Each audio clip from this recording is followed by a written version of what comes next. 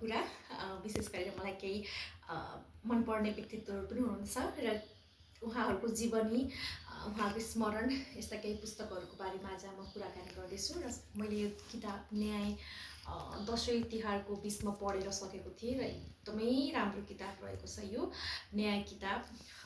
प्रथम उहाँको चाहिँ प्रथम प्रधान न्यायाधीश र प्रथम प्रधानमन्त्री महिला एकदमै हाम्रो गौरवको विषय रहेको छ। यो किताब एकदमै राम्रो छ र न्यायपालिकाको आँखाबाट देखिने चित्र, उहाँको जीवनी, उहाँको सङ्घर्ष, उहाँको यात्राको बारेमा, उहाँको दाम्पत्य जीवन, वकालत यात्रादेखि लिएर पितृसत्तात्मक समाजमा महिला भएर काम गर्न कतिको सहज, कतिको कठिन, कतिको असुविधा यावत कुराहरूलाई गरिएको छ, लेखिएको छ र एकदमै यो सरल भाषामा रहेको छ। सुशीला कार्कीको न्याय यो बायोग्राफी पनि हामीले पढ्न सक्छौँ, एकदमै राम्रो रहेको छ। मेरो तपाईँलाई रेकमेन्ड छ। त्यस्तै गरेर मलाई एकदमै मन परेको केही समय अगाडि मलाई मेरो साथीले मलाई दिनुभएको थियो किताब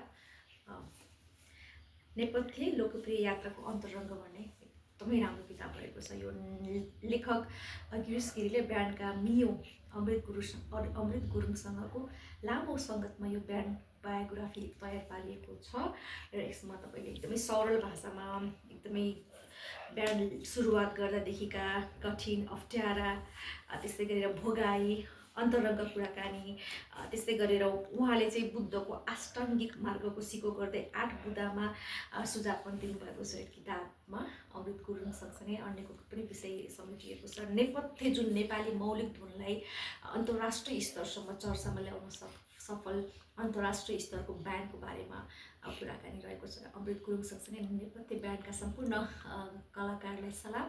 त्यो किताब निकै नै राम्रो छ, तपाईँहरू पढ्न सक्नुहुन्छ। त्यस्तै गरेर मलाई मन परेको बायोग्राफी रहेको छ सहाना प्रधान, राजनीतिकर्मी, शिक्षिका, श्रीमती, आमा, एउटा कसरी जिन्दगी चलाउन महिलाको अनेक भूमिका हुन्छन्। बुहारी भएर राजनीति गर्नुको लागि कतिको गाह्रो छ। छोरी भएर जुन कुनै समयमा नेपालमा महिलाले शिक्षा पाएको 100 वर्षको इतिहास पनि छैन। त्यो अवस्थामा महिलाले पढ्नलाई कतिको गाह्रो थियो। अझै राजनीति गर्न, आफू जागिरी भएर पनि प्रजातन्त्रको लागि, त्यस्तै गरेर बौद्धको लागि गरेको सङ्घर्ष, हरेक कुराहरू यसमा लेखिएको छ।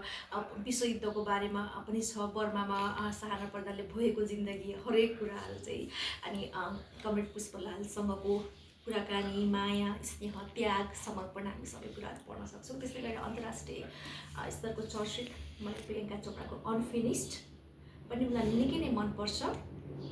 अनफिनिस्ड नोभेल पनि एकदमै राम्रो छ र यो नोभेल भन्दा पनि स्मरण, मैले त्यसलाई नोभेलको रूपमा भने, किनभने यसमा यसो सिलसिलेवारमा लेखिएको छ कि पढ्दाखेरि तपाईँ त्यो बायोग्राफी पढेको जस्तो नै फिल हुँदैन कि। वास्तव यो चाहिँ मेमोर रहेको छ, स्मरण, प्रियङ्का चोपडाको यो उपन्यास होइन, तर मलाई चाहिँ उपन्यासको भाइब्स पनि आएको थियो पढ्दाखेरि। जस्तै प्रियङ्का चोपडाको विश्व सुन्दरीदेखि लिएर कलाकार हुनेको अवस्थादेखि लिएर बाल्यकालमा एकदमै पहिलो सन्तानको रूपमा हुँदाखेरि धेरै पुलपुलिएको, धेरै मातिएको भनेर उसको आमाले उसलाई होस्टेलमा राखेकोदेखि लिएर युएसमा गएर बुलिङ भएको, एउटा डस्की स्किन साउथ एसियन भनेर अमेरिकामा गरेको त्यो हेलादेखि लिएर त्यो बुलिङ फेस गर्न नसकेर प्रियङ्काले गरेको गिभअप, त्यस्तै गरेर आफ्नो देश भारतमा आएर गरेको सङ्घर्ष र स्कुलमा छोटो स्कर्ट लगाउनेदेखि लिएर स्कुलमा गरेको त्यो रेबल, त्यस्तै गरी जीवनमा गरेको रेबल, हरेक कुरा। अनि परिवारको अपनत्व, परिवारको गाइडेन्स, आमाको बुवाको गाइडेन्स, फ्यामिलीको गाइडेन्स भयो भने मान्छे कहाँसम्म पुग्छ र एउटा व्यक्ति निश्चित बिन्दुमा आइपुग्न धेरैजनाको धेरै प्रकारको लगानी परेको हुन्छ भन्ने चाहिँ यो मेमोयरले चाहिँ देखाउँछ। र प्रियङ्का चोपडाको अनफिनिस्ड पनि तपाईँहरूले पढ्न सक्नुहुन्छ, एकदमै राम्रो रहेको छ यो जीवनी। मलाई प्रियङ्का चोपडा असाध्यै मनपर्ने अभिनेत्री हुनुहुन्छ।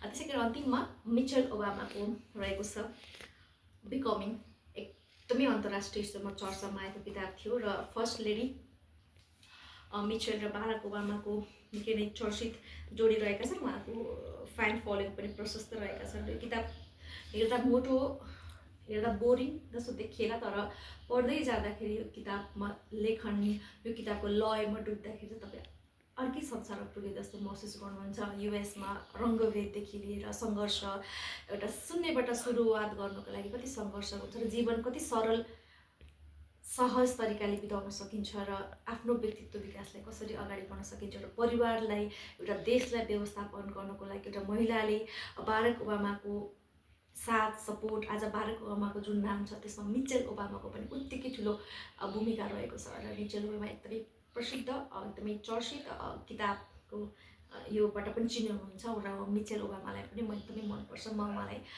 प्रियङ्का त्यसै गरी मिचेललाई मैले इन्स्टा ट्विटरमा पनि फलो गरेको छु। त्यसै गरी उहाँहरू एकदमै मनपर्ने महिला हुनुहुन्छ मलाई र यो पर्सनालिटी मलाई एकदमै मनपर्छ र आज मैले तपाईँको लागि 5वटा किताबको बारेमा कुरा गरेँ।